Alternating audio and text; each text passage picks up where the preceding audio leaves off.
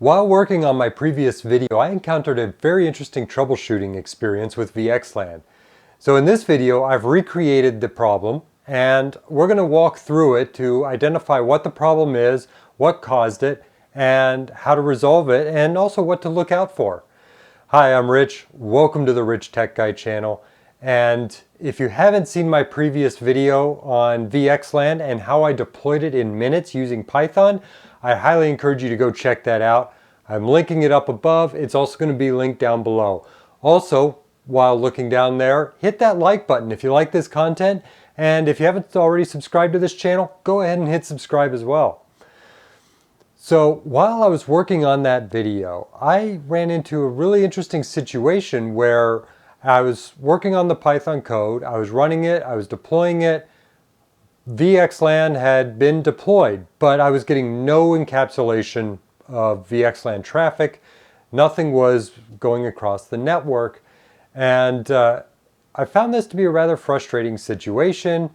Took me a while to figure it out, and when I did, I realized this is a great learning experience.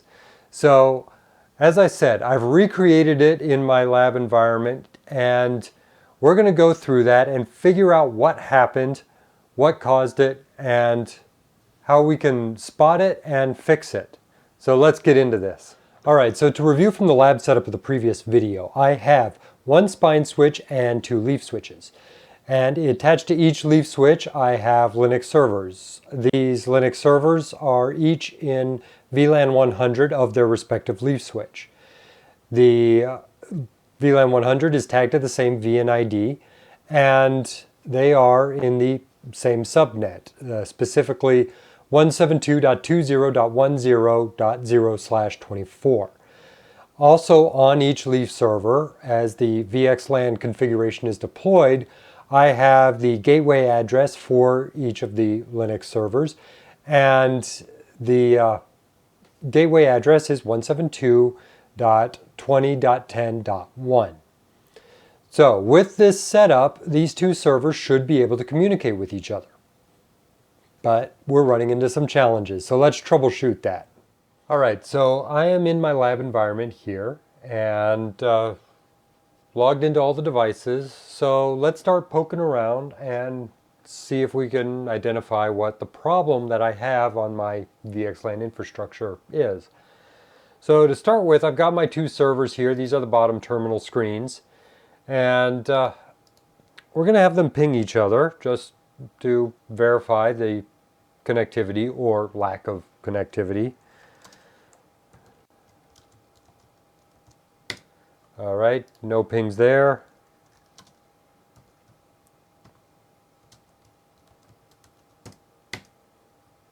And nothing happening there. 100% packet loss, 100% packet loss. Okay, now they are connected to their leaf switches, so let's take a look at the switch virtual interface on each of the leaf switches to make sure that the servers have connectivity to their leaf switches.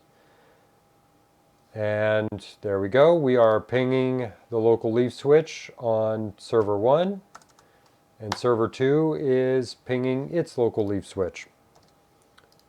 So we have a good connectivity there. So we've established we've got connectivity from the servers to the leaf switches. So somewhere where the breakdown is happening is between the leaf switches. So let's start taking a look at our switches. And to start with, let's verify our underlay overlay configuration, or that we have that connectivity. So if I do a show IP OSPF neighbors, okay, we have an adjacency to the spine switch. Same thing on the other leaf switch. And the spine switch is also establishing its connectivity. We can verify with a show IP route that everything looks good there and there. All right, so we've got our OSPF network working well here. So let's take a look at the BGP side of things. So let's do a check our BGP adjacencies.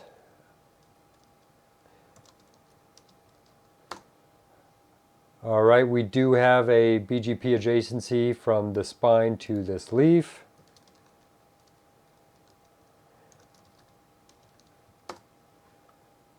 The other spine has its BGP adjacency to its leaf.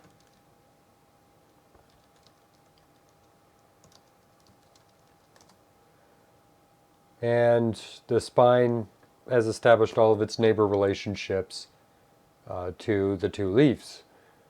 So that looks good. Let's take a look at it from the other protocol we're running on BGP. After all, this is multi-protocol BGP.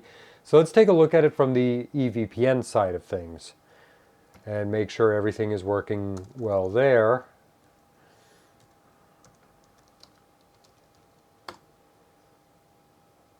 And that is working. We've got our relationship here.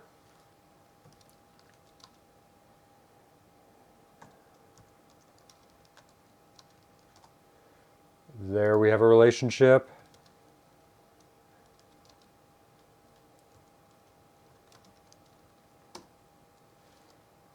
And actually right there we have what looks like a problem. We have our neighbor relationships, but when I run that other command where I left off the summary, I ran into, we have no output. Let's take a look at it on this side. Okay, the leaf switch is showing the BGP routes for the EVPN across two of our VNIs, the 4100, which is associated with the VLAN 100, and then 40042, which is the L3 VNI. If I take a look at it from this side, again, we've got all our EVPN routes set up, but again, the spine switch is showing nothing. So this is something that you might want to take a little bit of a deeper look into. And so what we're going to do for our next step is we're going to hit the like button for troubleshooting the YouTube algorithm. And then we're also going to, if you haven't subscribed, go ahead and hit that subscribe button too. But seriously, what I'm going to do is let's take a look at the NVE interfaces that we are using for the endpoints of the EVPN. So let's do a show interface NVE1. So we have the NVE interface is up, administratively up, encapsulation VXLAN. Let's take a look on the other side.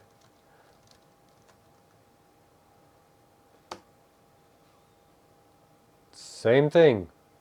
We're up, right to MTU, VXLAN encapsulation. Let's take a look at the configuration of the NVE1. So show run interface NVE1. And we'll do it on the other side.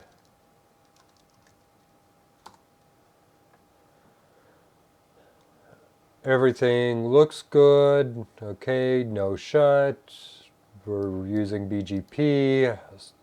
We're tied to a source interface loopback 1 on both sides. All the VNIs are configured. So let's take a look at that loopback 1 interface. What's going on with that interface? After all, the NV1 is associated with that. So let's do a show interface loopback 1.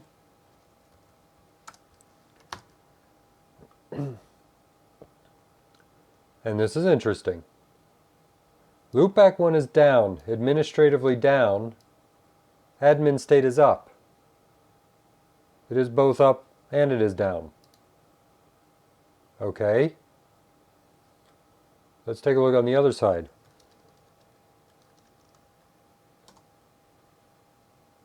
Same thing. We're down, administratively down. Administrative state is up.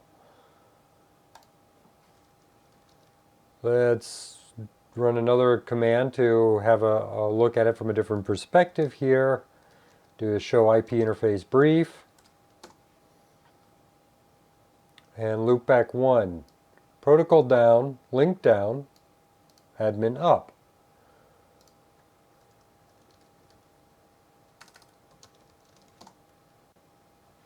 Same thing. Protocol down, link down, admin up.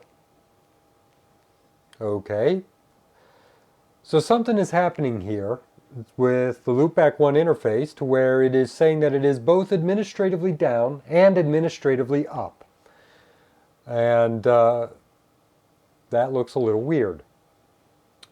So what I'm going to do is we're going to bring the loopback 1 interface down entirely with a shut command, and then we're going to no shut it to bring it back up. Before I do that though, let's start these pings and let's see if resetting or doing a shut no shut on the loopback 1 interface will resolve the issue.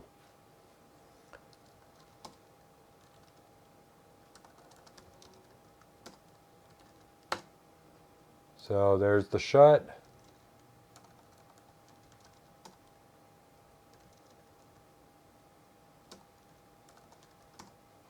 Okay, we have shut the interface down. We're now going to no shut to bring it back up. And look at that. The pings are flowing. Traffic is now flowing between our two servers across the VXLAN network.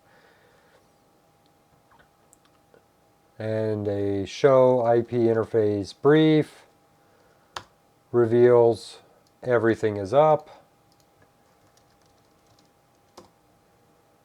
Again, everything is up.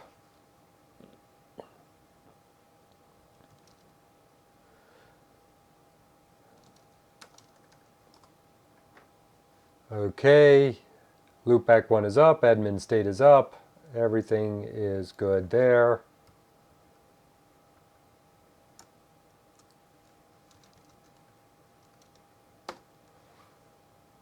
And there. All right, so we solved the issue. We got the loopback 1 interface fixed and VXLAN traffic is flowing, it's being encapsulated properly, our servers can talk to each other, everything's happy, right? But why did it happen? What caused the loopback 1 interface to act so weird in the first place? Now, I did some research and I'm going to show you what I see as the initial problem that caused all of this. And it has to do with one of the features that was activated on those Nexus leaf switches. So let's get back into the lab here and we'll have a look. Let's have a look at what the root cause is. And first thing I'm actually going to do, and this is just to verify again that everything is up and running correctly. We had this show BGP L2 VPN EVPN command on the spine switch that was showing nothing or generating 0 output. Let's run that again and now we know everything's working. We've got all of our EVPN routes on the spine switch, so that's good. Now, as I said, there's a particular feature that is activated on these leaf switches that I believe is actually the root cause. And so if I do a show run and I look for just the features, all right, here's the list of the features currently active on the leaf switch. And I'm going to do it on the other one too.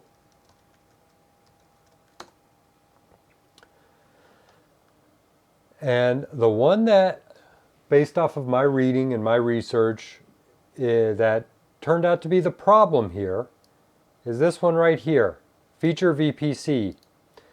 So that is for the virtual port channeling feature on the Nexus switches. If you're not familiar with what that is, essentially it allows you to connect a downstream device like a network or a server and create a port channel to two separate Nexus switches as a redundancy path, as opposed to a traditional port channel where both links are going to the same switch.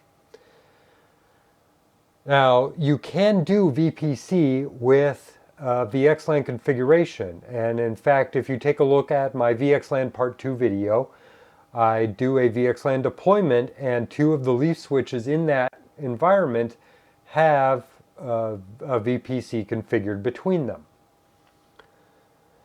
So this is where we're going to test this out. And what I'm going to do, and because this is a lab environment and not a production environment, do not, please, do not do this on a production environment. But what I am going to do is I'm going to actually wipe the configuration on these switches, and then I'm going to rebuild the VXLAN environment, only this time I'm going to do it without the feature VPC active. One of the other things I want to point out though is even though the feature VPC is active on these switches, it's not actually doing anything. In fact, if I do a show VPC, so right here I've got a VPC domain ID not configured, peer status, peer link not configured, keep alive status disabled. There is no VPC configured on the switches, but yet that feature VPC is interfering with everything going on.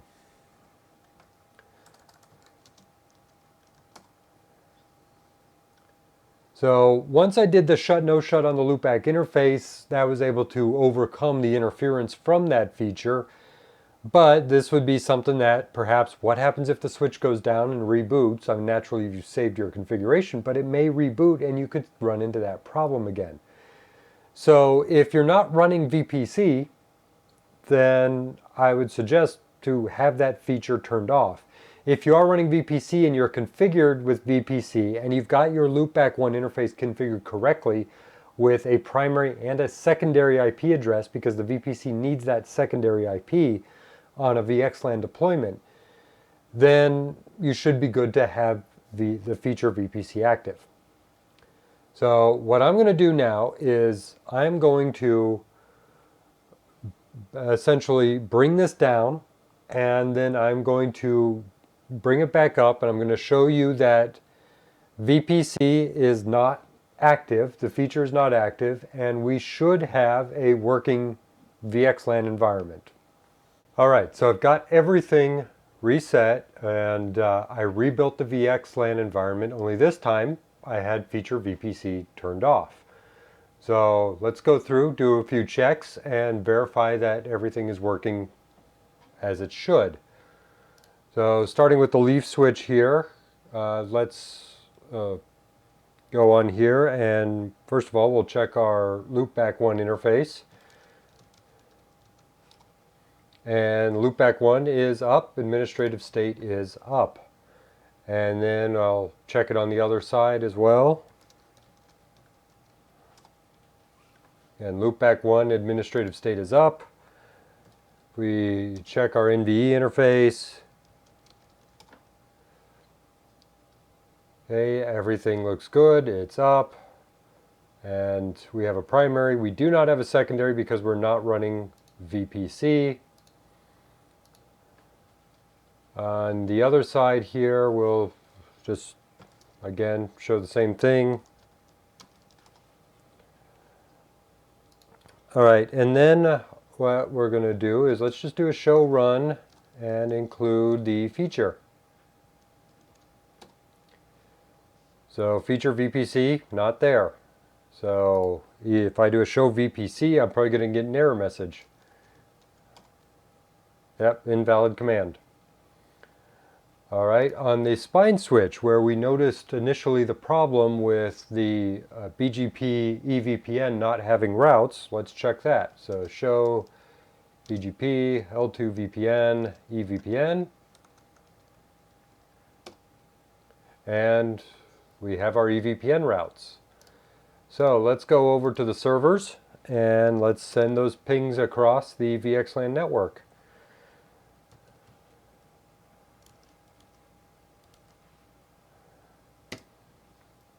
All right, that's working.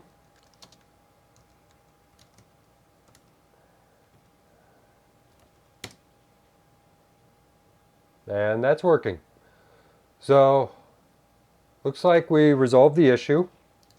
We found the root cause. Who knows, this could be a possible bug with the NXOS operating system, or just the way it operates when you have VPC enabled. As I said earlier, if you are going to run VPC, Just make sure you've got it configured correctly for your VXLAN environment and you have a secondary IP address configured for the VPC, and everything should go well. But if you're not going to do VPC inside of a VXLAN environment, make sure you have feature VPC turned off, so that way you are not going to run into some weird issues with the loopback 1 interface. Alright, so that's a demonstration around doing some VXLAN troubleshooting. I thought that was a rather interesting experience. I found it rather frustrating the first time I was going through it, but anytime you have to troubleshoot something where things aren't working right, that's a learning experience. And there's a lot of value in that, and so I hope you got a lot of value out of this video and were able to learn as I have in this process. So if you have any instances where you've had some fun troubleshooting experiences or something that you think was really interesting, go ahead and comment down below. And also, if you like this content, go ahead and hit that like button, hit the subscribe button if you haven't done so already. And I'll be posting some links to some learning materials around VXLAN. I've also got the script that I use to deploy VXLAN, which I featured in my previous video. The GitHub link will be down there. In fact, I'm actually going to, in doing this video, I'm publishing an update to that script to make sure that we don't have VPC configured on or activated on there. So again, as I've said in previous videos, keep learning, keep studying, keep improving. I'll see you in the next video. Thank you.